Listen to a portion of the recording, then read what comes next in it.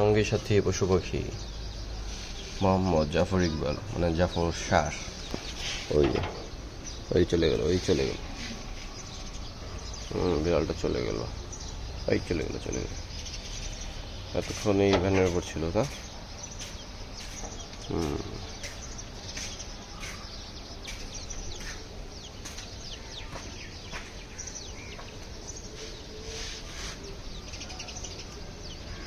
মায়ের কোলে নিরাপদ শিশু।